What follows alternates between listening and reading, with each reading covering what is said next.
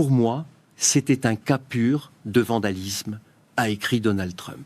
Sauf que la personne qu'il vient de contredire publiquement, c'est sa propre procureure fédérale, celle qu'il a lui-même nommée, celle qui vient de classer l'affaire au nom de son ministère de la Justice. Attendez, parce que ce que je viens de vous résumer en une phrase, si vous le laissez passer trop vite, ça va vous sembler être une simple dispute entre collègues de bureau. C'est pas ça.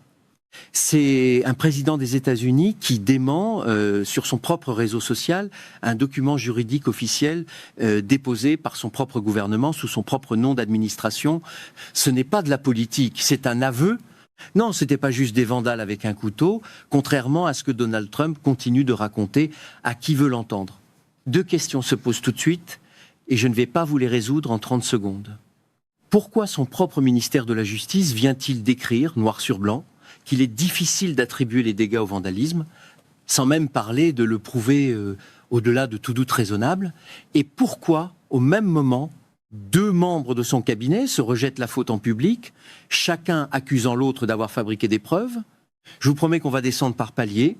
D'abord, ce qui s'est vraiment passé au bord de ce bassin. Ensuite, le mécanisme qui explique pourquoi Trump s'en prend à sa propre procureure. Et enfin, ce que cette histoire révèle sur la loyauté dans cette administration.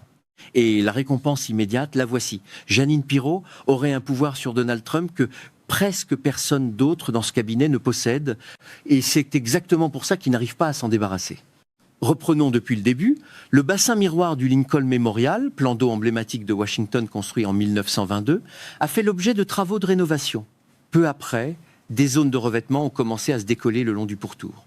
Un email des ingénieurs du National Park Service, daté du 11 juin 2026, attribue ce décollement à une erreur du contractant, pas un acte de vandalisme. Une inspection du 20 juillet 2026 confirme le même diagnostic. Sauf qu'entre-temps, quelqu'un avait déjà décidé que David Hearn, canoïste olympique à 2 reprises, allait payer pour ça. Jeanine Pirro, procureure fédérale des États-Unis pour le district de Columbia, l'a fait inculper pour dégradation criminelle de biens publics. Et voilà où ça devient intéressant. Face à la presse, on lui a demandé quelles preuves elle avait. Elle affirme pouvoir prouver, au-delà de tout doute raisonnable, que David Hearn a causé plus de 1 000 $ de dégâts. On lui demande comment, elle répond avec un expert venu au procès. On lui demande s'il avait un outil, elle répond qu'il n'avait que ses mains. On lui demande si le bassin avait déjà été endommagé avant qu'il n'y touche. Elle répond en boucle qu'il a endommagé le bassin, point final, sans jamais répondre à la question posée. C'est le genre d'échange qu'on rejoue dans une salle de classe de droit pour montrer à quoi ressemble une accusation qui n'a pas fait ses devoirs. Bon, à ce stade, on pourrait se dire que la justice a fini par se corriger, que le dossier a été classé, que David Hearn est innocenté et que l'histoire s'arrête là sur une note presque rassurante. Sauf que non. Parce que la personne qui aurait dû défendre ce classement, la procureure elle-même, a disparu de la circulation. Sur son compte officiel, elle qui se présente comme ancienne co-animatrice de The Five sur Fox News, aujourd'hui procureure fédérale du district de Columbia, silence total sur le sujet. Elle publie sur des affaires de stupéfiants, sur un règlement civil à 850 000 $ avec un country club. Mais sur l'affaire qui vient d'exploser en plein visage de son administration, rien. Ce silence-là, il parle plus fort qu'une déclaration. Et ce qui devrait vous alerter encore davantage, c'est que c'est pas Pirro qui a le plus de mal à se taire dans cette histoire. C'est son propre président. Le lendemain du dépôt du classement, Donald Trump publie sur son compte personnel « Je suis en désaccord à 100% avec Jeanine Pirro, la procureure des États-Unis pour le district de Columbia, sur le bassin miroir. » Je ne sais pas à quoi elle pensait. Pour moi, c'était un cas pur de vandalisme, ce qui inclut la pelouse sur laquelle un grand 8647 était inscrit en lettres géantes et d'autres éléments du secteur environnant. Il y a peu être eu une difficulté avec le contractant, mais les dégâts majeurs ont été causés par des vandales. Il faut savoir que ce classement, ce n'est pas un journaliste hostile qui l'a rédigé, c'est le ministère de la Justice de Donald Trump, sous la supervision de son propre ministère, qui vient d'écrire que rien ne prouve le vandalisme. Vous trouvez ça normal qu'un président conteste publiquement sur un ton de règlement de compte personnel, un document juridique déposé par sa propre administration, un désaccord de fond entre un président et son ministère sur un dossier aussi mineur en apparence qu'un bassin d'ornement. C'est jamais vraiment mineur. Ça révèle que personne dans cette chaîne de commandement ne raconte la même histoire. Trump n'en reste d'ailleurs pas là. Il enchaîne une véritable rafale de publications sur le sujet, entre images du bassin et messages toujours plus insistants. Il relaie ensuite une publication de l'animateur Jesse Watters, proche de Fox News, qui prétend détenir des images exclusives montrant des vandales en train d'attaquer le bassin. Sauf que d'après ce que ces images montrent réellement, elles ne correspondent pas à ce que la publication prétend démontrer. Trump ajoute alors: regardez par vous-même, le matériau est découpé au couteau ou au cutter pour que tout le monde le voie. Encore une fois, ce que la vidéo montre réellement ne colle pas avec ce commentaire. Ce qui m'inquiète, franchement, c'est pas seulement qu'un président partage une vidéo mal légendée. C'est qu'il le fait en pleine connaissance d'une procédure judiciaire tout juste classée, en insistant sur une lecture des faits que son propre ministère vient de qualifier d'indéfendables devant un tribunal. Et ça rappelle furieusement les faits stressants. Plus il republie ces images pour prouver le vandalisme, plus il attire l'attention sur le fait que ni les images ni son propre ministère ne confirment sa version. Il y a une raison à ça. Mais cette raison-là, elle est encore plus profonde qu'un simple entêtement personnel. Et ça nous amène directement au deuxième fil de cette histoire. Parce que pendant que Donald Trump attaque sa propre procureure sur les réseaux, un autre membre du cabinet l'attaque encore plus directement, Doug Burgum, secrétaire à l'Intérieur, ancien gouverneur du Dakota du Nord, publie une déclaration où il affirme que les preuves sont claires. Des vandales ont causé des dégâts répétés au bassin, certains actes ont même été filmés, et que son ministère a fourni chaque élément de preuve demandé. Selon Burgum, l'affaire aurait dû aller jusqu'au procès. Et c'est même pas le plus gros morceau de cette histoire. Parce que d'après ce qui circule autour de ce dossier, Jeanine Pirro aurait, elle, accusé en interne le ministère de l'Intérieur d'avoir fabriqué ou déformé les éléments transmis à la justice pour construire artificiellement le dossier contre David Hearn. Fabriquer des preuves transmises à un procureur fédéral serait, si cela était établi, un délit fédéral en soi. Ce qui reste à ce stade, une accusation rapportée et non confirmée par un document officiel, mérite d'être présentée comme telle. Ce n'est qu'une allégation formulée par une partie dans un conflit qui a manifestement viré au règlement de compte. Le vrai problème commence ici. Ce qui est établi, documenté noir sur blanc dans le classement de la justice, c'est que le ministère de l'Intérieur avait bien transmis un rapport d'ingénierie de juin 2026 attribuant les dégâts à une erreur du contractant, pas au vandalisme. Alors quand Burgum affirme publiquement que les preuves sont claires et pointées vers le vandalisme, il défend une version que le document juridique de son propre gouvernement vient de contredire point par point. Regardez bien ça. Ce n'est plus seulement un désaccord entre un dossier judiciaire et un communiqué. C'est une procureure fédérale et un secrétaire de cabinet qui s'accusent mutuellement, en public, de malhonnêteté dans une administration qui prétend avoir nettoyé Washington et rendu la capitale surébelle, pour reprendre les mots mêmes de Burgum. Voilà le premier grand basculement de cette histoire. Ce qui ressemblait à un simple classement judiciaire est en réalité la preuve documentée que deux branches de la même administration se contredisent sur des faits vérifiables, chacune protégeant sa propre version plutôt que de corriger l'injustice faite à un civil. Ce que je sentais depuis le début, c'était vrai. Ce n'est jamais l'événement initial qui coule une administration, c'est toujours la dissimulation qui suit, un schéma qui porte même un nom depuis les années 70.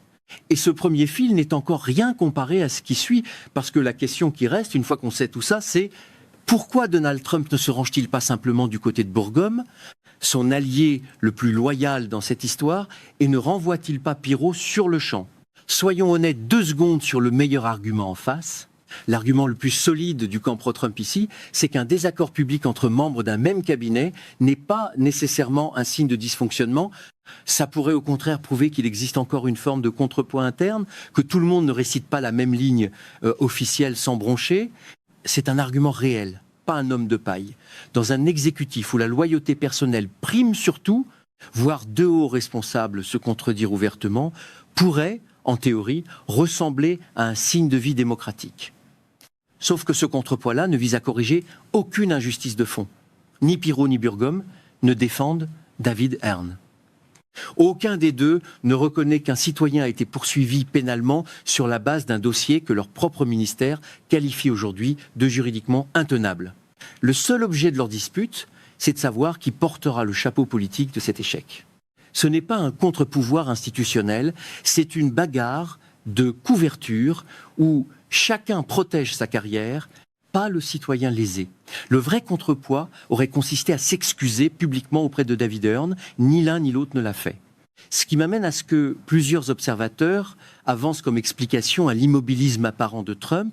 D'après plusieurs sources rapportées dans la couverture de cette affaire, le président aurait exprimé en privé sa volonté de se débarrasser de Jeanine Pirot, mais hésiterait à la limoger frontalement parce qu'elle détiendrait, selon ces mêmes sources, des informations compromettantes sur lui datant de plusieurs années. Ce qui reste une allégation rapportée, non confirmée par un document public, mérite d'être présenté exactement comme ça. Un scénario avancé par des observateurs, pas un fait établi. Ce qui est en revanche documenté, c'est que Pirot n'a pas été démise de ses fonctions malgré des semaines de tension publique et un désaccord frontal avec le président lui-même, ce qui sort largement du fonctionnement habituel d'un cabinet où la loyauté conditionne généralement le maintien en poste. Ce n'est pas de la maladresse, c'est une manière de faire, répétée, où la survie politique d'un allié dépend moins de sa compétence que du levier qu'il détient sur son patron. Vous voyez le problème ? Une administration qui se présente comme la garante de la sécurité, de la beauté de la capitale fédérale gère, en réalité ses conflits internes comme une entreprise familiale où chacun garde des dossiers sur les autres au cas où. Ce n'est pas un accident isolé.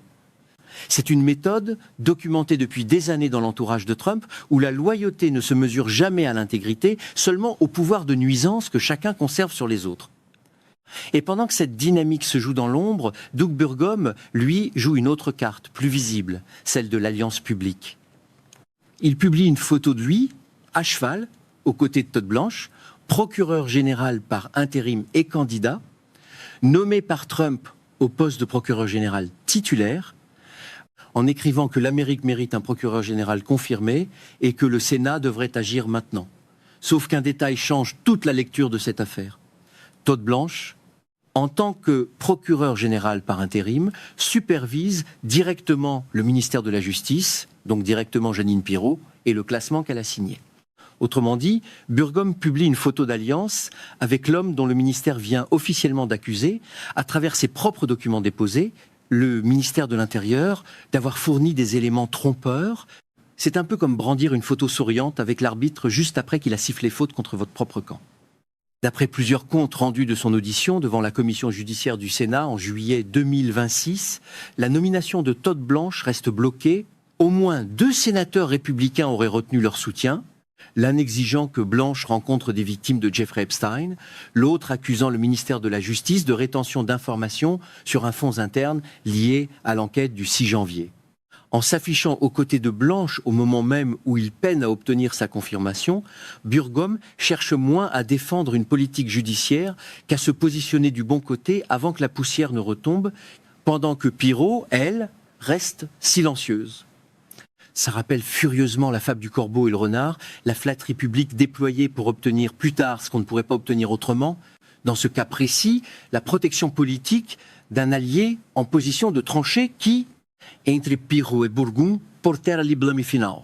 Ce que je sentais depuis le début, c'était vrai, et c'est même pire que ça, parce que ce jeu d'alliance révèle une réalité plus large que ce simple dossier. Dans cette administration, la survie ne dépend jamais de qui a raison sur les faits, seulement de qui parvient à se positionner en dernier avant que le président ne tranche. Vous avez remarqué comme ce genre de détail disparaît toujours avant d'arriver au gros titre des chaînes conservatrices ? Parce que voilà ce qui devient vraiment gênant pour Fox News dans cette histoire. Jeanine Pirot a passé des années comme co-animatrice vedette de l'émission la plus regardée de la chaîne avant de devenir procureur fédéral. Si vous vous contentez des grands titres de cette chaîne, cette structure-là, vous ne la voyez jamais. Une chaîne d'information qui a construit, avec l'une de ses anciennes vedettes, devenue procureure, un narratif de vandalisme jamais confirmé par la justice, relayé ensuite par le président lui-même à travers la publication de Jesse Waters. C'est là que le tableau change. Parce que ce schéma-là, on l'a déjà vu, et il a déjà coûté extrêmement cher à ce même réseau. Fox News a versé 5 millions de dollars à Dominion Voting Systems après avoir diffusé, en connaissance de cause selon les échanges internes révélés par la procédure, des affirmations qu'elle savait fausses en interne. Ce n'est pas la même affaire et la comparaison sert seulement d'analogie sur le mécanisme, pas de conclusion juridique. Personne ne peut affirmer qu'une action contre Fox aboutirait au même résultat ici. Mais le parallèle structurel tient. Une chaîne qui relaie un narratif non vérifié, provenant en partie d'une de ses propres anciennes figures devenues procureur, s'expose au type de risque que Dominion a permis de chiffrer publiquement. Plusieurs commentateurs avancent que David Hearn disposerait d'un dossier de diffamation potentiellement solide contre Fox et contre Trump lui-même. Ça reste une appréciation d'observateur, pas une décision de justice rendue. Il poursuit tout le monde pour diffamation à la moindre occasion, ce même homme, mais quand vient le moment où c'est lui qui partage une vidéo qui ne montre pas ce qu'il prétend qu'elle montre, sur un dossier que son propre ministère vient de classer faute de preuves, soudain la rigueur factuelle n'a plus vraiment cours. En clair, il exige des autres un niveau de preuve qu'il refuse obstinément de s'appliquer à lui-même. Alors pourquoi ça s'est passé comme ça? Parce que dans cette administration, la vérité factuelle n'a jamais été l'enjeu central. L'enjeu, c'est toujours de savoir qui contrôle le récit assez longtemps pour que la version officielle, même contredite par ses propres documents, finisse par s'imposer par lassitude générale plutôt que par preuve. Revenez avec moi à la phrase d'ouverture. Pour moi, c'était un cas pur de vandalisme, disait Donald Trump. Vous êtes venu pour une histoire de bassins abîmés et de procès classés. Vous repartez avec la preuve qu'un président conteste publiquement les conclusions juridiques de son propre gouvernement, qu'un secrétaire de cabinet et une procureure fédérale s'accusent mutuellement de malhonnêteté sur la place publique et que la seule chose qui protège l'un des deux protagonistes de ce scandale, ce n'est ni son intégrité, ni sa compétence, mais le pouvoir de nuisance qu'elle détiendrait sur l'homme censé la superviser. Cette impression de ne pas avoir toute l'histoire en entendant parler d'un simple classement de dossier, elle était fondée, pas exagérée. C'est un schéma répété affaire après affaire. D'abord l'accusation spectaculaire, puis le classement discret, puis le président qui refuse d'admettre que sa propre version s'est effondrée, puis les fidèles qui se rejettent la faute pour éviter d'assumer l'échec devant le public. Et pendant que Pirot, Burgum et Blanche règlent leur compte en coulisses, ce sont des gens comme David Hearn, canoëiste olympique poursuivi sans preuve, qui encaissent le coût réel de ce système pendant qu'on continue, en haut lieu, à parler de capital rendu sur ébelle. Ce qui reste sans réponse, c'est si David Hearn recevra un jour la moindre excuse officielle ou si son nom restera associé dans les archives publiques à une accusation que son propre gouvernement a fini par juger indéfendable sans jamais le reconnaître à voix haute. Et rien ne dit que ça s'arrête là. Cette même administration qui ne parvient pas à s'entendre sur la cause d'une fuite de revêtement est celle-là même qui gère, au même moment, la confirmation de son futur procureur général et la transparence promise sur les fichiers Epstein. Si cette analyse vous a été utile, un like m'aide énormément à la faire connaître, parce que ce genre de contradiction interne, les grandes chaînes ne prennent jamais vraiment le temps de la dérouler jusqu'au bout.